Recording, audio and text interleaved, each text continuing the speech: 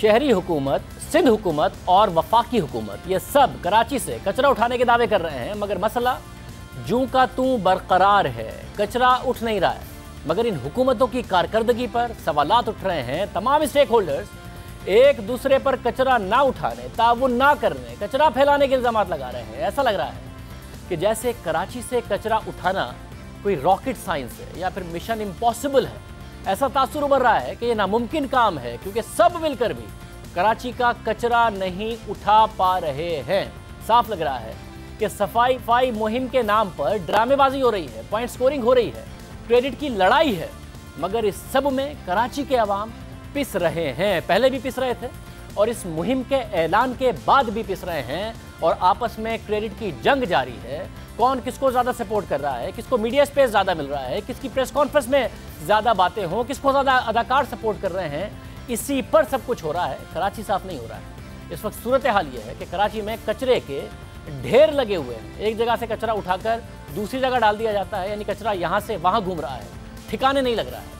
कचरा ना उठने की वजह से बदबू है, जरासीम की वजह से वबाई बीमारियां फैल रही हैं, बच्चे बीमार हो रहे हैं, मगर फिर भी सियासत हो रही है। आलमी इदारे बार बार खबरदार कर चुके हैं कि कराची की यही सूरत हाल बरकरार रही तो ये शहर रहने के काबिल नहीं रहेगा। मगर इस वक्त वफाकी हुकूमत में शामिल तहरीक इंसाफ का इल्ज़ाम है कि सिंध हुकूमत ना खुद काम करती है और ना करने देती है। वो कराची से कचरा उठाना चाह रहे हैं, मगर सिंध हुकूमत रुकावटें खड़ी कर रही है। सिंध हुकूमत का कहना है कि सिर्फ दिखाने के लिए मुहिम चलाई जा रही है। तहरीक इंसाफ कचरा उठाने के बजाय कचरा फैला रही है।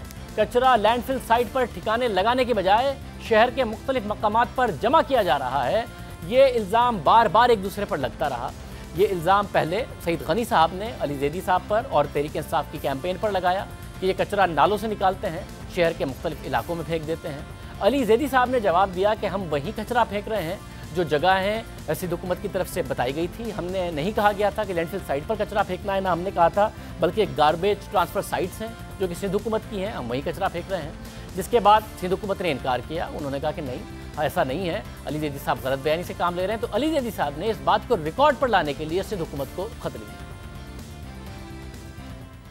गार्बेज जीटीएस से लेके जाना लैंडफिल तक जिम्मेदारी है सिंध सॉलिड वेस्ट मैनेजमेंट की, इनकी नहीं है। ये तो साथ है, ऑफिशियली आइडेंटिफाई करके बता दें कि भाई कौन कौन सी जीटीएस साइट्स हैं जहां पे हम कचरा डाल सकते हैं। क्योंकि आपके एक वजीर हैं वो जो पहले जिनको हटा दिया गया है क्योंकि शायद वो काम नहीं कर रहे थे, उनको हटा दिया गया है।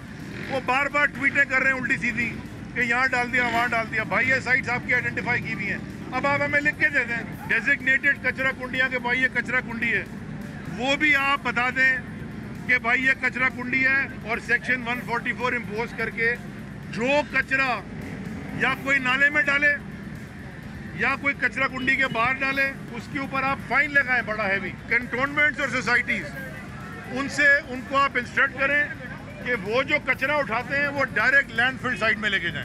आज मैंने लिख के जो कि कंसर्न मिनिस्टर हैं नासिर हुसैन शाह साहब, उनसे दरख्वास्त कर दी है, इससे ज़िंदगी आसान हो जाएगी।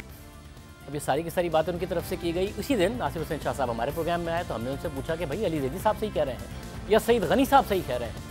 तो नासिर हुसैन शाह साहब, जैसा उनका मिजाज है, नम मिजाज में उन्होंने कहा कि हम तारीफ़ करते हैं अली ज़ैदी साहब जो एफर्ट कर रहे हैं, मगर अली ज़ैदी साहब ने खुद ने कहा था कि वो कचरा लैंडफिल साइट पर फेंकेंगे। फिर अली ज़ैदी साहब ने प्रेस कॉन्फ्रेंस की कि नहीं, हम तो वहीं कचरा फेंक रहे हैं जहाँ पर सिंध हुकूमत ने कहा था, जो कि garbage transfer sites GTS sites उनकी तरफ से बताई गई हैं।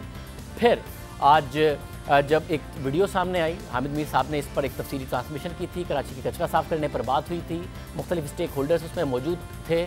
तो अली ज़ैदी साहब ने कचरा फेंकने की कहाँ पर बात की थी सईद गनी साहब से, वो ज़रा देखिए। हम तो इस वक्त जो है वो 6 के 6 डिस्ट्रिक्ट हैं उसमें काम कर रहे हैं।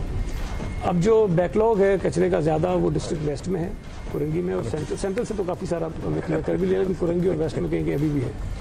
तो अब ये तो प्लान के हिसाब से कहाँ मजीद हमारी मदद चाहते हैं, हम तो वो करने को तैयार हैं। तो कचरा उठेगा सईद भाई, वो जाके लैंडफिल में डालने में तो आपको कोई इतराज नहीं? नहीं, बिल्कुल कोई इतराज नहीं है। लैंडफिल साइड को कह दिया है हमने, उनको हमने कह दिया है पहले से।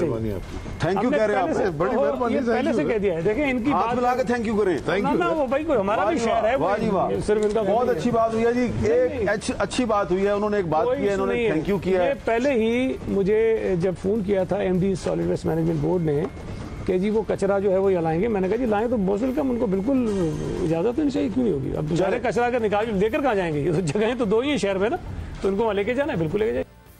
लैंडफिल साइट का कहा था अली जैदी साहब ने कि वहाँ जाके कचरा फेंके तो आपको एतराज़ तो नहीं है, तो सईद गनी साहब ने कहा बिल्कुल नहीं है, और हमने वहाँ पर कह भी दिया है। बाद में कचरा लैंडफिल साइट की जगह पर मुख्तलिफ मकामात पर फेंका गया तो सईद गनी साहब ने शोर मचाया, जिस पर अली जैदी साहब ने कहा कि नहीं हमारी तो बात ही हुई थी, जहाँ से हुकूमत ने कहा था हम वहीं फेंक रहे हैं। ये वीडियो कुछ और बता रही है, मगर इस सब लड़ाई के बीच शहरी हुकूमत की बात की जाए तो वो बस तमाशा देख रही है, वफाकी हुकूमत के साथ है, सिंध हुकूमत पर इल्ज़ाम लगा रही है और ये कह रही है कि उसके पास कोई इख्तियार नहीं है।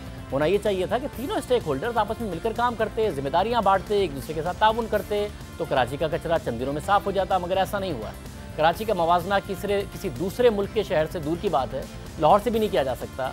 लाहौर में कचरा उठाने का एक सिस्टम मौजूद है, वहाँ कचरे की शिकायत इस तरह नहीं है जिस तरीके से कराची में है।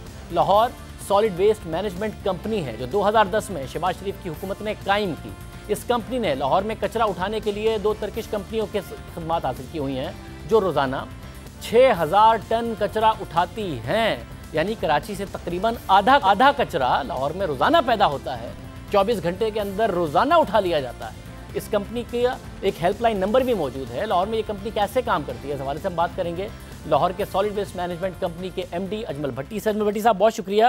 अजमल भट्टी साहब 2010 में ज़ाहिर मसला जो है सॉलिड वेस्ट मैनेजमेंट कंपनी बनी, क्या उस वक्त मसाइल थे और क्या वो एड्रेस हुए लाहौर के कचरे के? देखिए, जो वेस्ट मैनेजमेंट की साइंस है उसके मुताबिक वेस्ट को कूड़े को उठा के कूड़े को कहीं डंप करके छोड़ देना, फेंक देना कोई सल्यूशन नहीं है। इसके लिए इंटीग्रेटेड सॉलिड वेस्ट मैनेजमेंट का कॉन्सेप्ट है कि आपने कूड़े को सबसे पहले तो कम से कम जनरेट करना है, उसके बाद आपने रिसाइकल करना है। हम अब इस वक्त अभी इवन लाहौर में भी हम बेसिक लेवल के ऊपर हैं, लेकिन एटलीस्ट हमने अपने जो वेस्ट कलेक्शन के मेथड्स हैं उनको अच्छा और एफिशिएंट बना के हमने इसको इंश्योर किया हुआ है। साथ साथ हम जो कूड़ा उठाते हैं उसको हम और में कंपोस्ट बना के उसको एक नामियाती खाद में तब्दील करके उसका भी इस्तेमाल करते हैं, और साथ साथ RDF बना के हम जो है कंबस्टेबल मटेरियल हम कुछ इंडस्ट्रियल यूनिट्स को भी देते हैं ताकि इसका रिसाइकल होकर रीयूज़ भी हो सके। तो जिस तरह आपने पूछा कि जी क्या इसका सल्यूशन है, तो अगर हम इंटीग्रेटेड सॉलिड वेस्ट मैनेजमेंट के प्रिंसिपल्स के ऊपर जाएं और अच्छे अपने एफिशिएंट सिस्टम्स को इंट्रोड्यूस कराएं तो मेरा नहीं ख्याल कि अगर लाहौर मैनेज हो सकता है तो कराची भी मैनेज होने में कोई वक्त नहीं लगेगा। कराची भी बिल्कुल इस तरीके से मैनेज हो सकता है। मतलब आप कह रहे हैं हो सकता है, मगर कराची में तो मुख्तलिफ स्टेक होल्डर्स आपस में क्रेडिट की जंग में लगे हुए हैं, एक दूसरे पर इल्ज़ामात लगा रहे हैं। लाहौर में किस तरीके से मुमकिन होता है कचरा उठाना, उसके बाद उसको डंप करना, ये पूरा का पूरा प्रोसेस क्या है? जी देखिए, लाहौर वेस्ट मैनेजमेंट कंपनी के तहत लाहौर में बड़ा एक डिटेल्ड प्लान है वेस्ट कलेक्शन का। हमारे यहाँ लाहौर में 274 यूनियन काउंसिल्स हैं, जिनमें से 22 रूरल यूनियन काउंसिल जो हैं वो रूरल हैं, और बाकी मानदा जो हैं उनको हमने कॉन्ट्रैक्ट आउट किया हुआ है, उनके साथ हमारा मुआहदा है, वो हमारे बिहाफ पे काम करते हैं। लेकिन इम्पॉर्टेंट चीज़ ये बताना है कि लाहौर में जो वेस्ट कलेक्शन का मैकेनिज़्म है वो डोर टू डोर है और कंटेनर बेस्ड है। हमारे जो वर्कर्स हैं वो door to door waste collect करते हैं, और साथ में ऐसे एरियाज़ जहाँ पे कंटेनर्स हमने काफ़ी तादाद में रखवाए हुए हैं वहाँ से वेस्ट हमारे पास आता है। तो वहाँ से ये फ़र्स्ट लेवल ऑफ़ रिस्पॉन्स है। यहाँ से वेस्ट हम उठा के अपने ट्रांसफ़र स्टेशंस जो कि शहर के मुख्तलिफ़ हिस्सों में हमने बनाए हुए हैं, वहाँ से कूड़ा ट्रांसफ़र स्टेशंस में आता है, और इसकी एफिशिएंसी ऑफ ऑपरेशन बढ़ाने के लिए ट्रांसफ़र स्टेशन से बड़े हमारे जो ट्रेलर्स हैं वहाँ से कूड़ा हमारे यहाँ लखोडेर लैंडफिल साइट के ऊपर हम डंप करते हैं। तो ये एक 24 आवर्स का ऑपरेशन है जो कि चलता रहता है। जैसे जैसे कूड़ा आपके इल्म में है कि एक कॉन्टीन्यूस प्रोसेस है इसका पैदा होना, और इसकी सफाई भी साथ साथ हमने कॉन्टीन्यूस रखी हुई है ताकि लाहौर शहर को हम हर वक्त साफ़ रख सकें। अब मगर बड़ा शहर है, ज़ाहिर 6000 टन कोई कम कचरा नहीं है, तो इसकी मॉनिटरिंग कैसे होती है कि इदारे सही काम कर रहे हैं, नहीं कर रहे, कचरा उठ रहा है, और ये सारा का सारा प्रोसेस पूरा रोज़ाना 24 घंटे में फॉलो हो रहा है, नहीं हो रहा है, गवर्नमेंट मॉनिटरिंग कैसे करती है? सबसे इम्पॉर्टेंट चीज़ है इसकी गवर्नमेंट के लेवल पर मॉनिटरिंग। आपको मैं बताता चलूँ कि ये जो ऑपरेशन है हमारा उसमें मोर देन 1000 व्हीकल्स इस्तेमाल होती हैं, और 8500 से ज़ायद हमारे जो फील्ड के सैनिटरी वर्कर्स हैं वो इसमें काम करते हैं।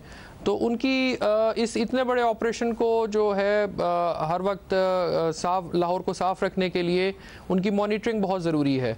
हमने इस मॉनिटरिंग के लिए जो है अपना लाहौर को 27 जोन्स में तकसीम किया हुआ है और हर जोन के नीचे जो है वो हमारे सुपरवाइज़र्स हैं, असिस्टेंट मैनेजर्स काम करते हैं और वो वर्कर्स को अब उनकी बीट्स जो उनको एलोकेटेड हैं उन बीट्स में उनको मॉनिटर करते रहते हैं ताकि ये कहीं पे भी अगर वेस्ट एक्यूमुलेट होता है तो वो फ़ौरन रिपोर्ट हो और एक हमारा विसल ब्लोइंग सिस्टम के तहत उसको वहाँ से पिक करके हमारे ट्रांसफ़र स्टेशंस पे लाया जाता है और ताकि उसको हम लखो डेर साइड पे जाके डंप कर सकें। अब ये काम आप लाहौर में कर रहे हैं, 6000 टन वहाँ पर कचरा होता है, कराची में तकरीबन डबल है, 12000 टन से ज़्यादा है और यहाँ पर मुख्तलिफ स्टेक होल्डर जैसे हम कह रहे हैं दूसरे पर इल्ज़ाम लगा रहे हैं, मगर बुनियादी जिम्मेदारी सिंध हुकूमत की है। तहरीक इंसाफ पर वो कुछ भी इल्ज़ाम लगाएं, सिंध में हुकूमत पीपल्स पार्टी की है और वो ये काम नहीं कर रहे। क्या मुश्किल है 12000 टन को कराची को मैनेज करना? कराची के डायनामिक्स को जब आप लाहौर से देखते हैं तो यह कराची में भी मुमकिन है, मैनेज हो सकता है? जी देखिए, इसके लिए ये रेलेवेंट बात है कि कहाँ पे कितना कचरा जनरेट हो रहा है। दुनिया में बहुत सी ऐसी एग्जांपल्स हैं जहाँ पे कराची जैसे शहर के लिए शहर जितना वेस्ट जो जनरेट होता है। असल में हमें ज़रूरत इस अमर की है कि हम उसके लिए सिस्टम्स डिफ़ाइन करें।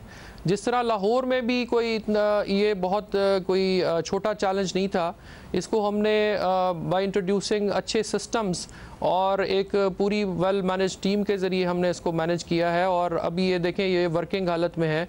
दुनिया के अगर मुख्तलिफ़ शहरों से हम कंपेयर करें तो लाहौर में जो आपने बजट के ऊपर बात की, लाहौर का हम उनसे काफ़ी कम इस्तेमाल करके इस सारी चीज़ को हम मैनेज कर रहे हैं।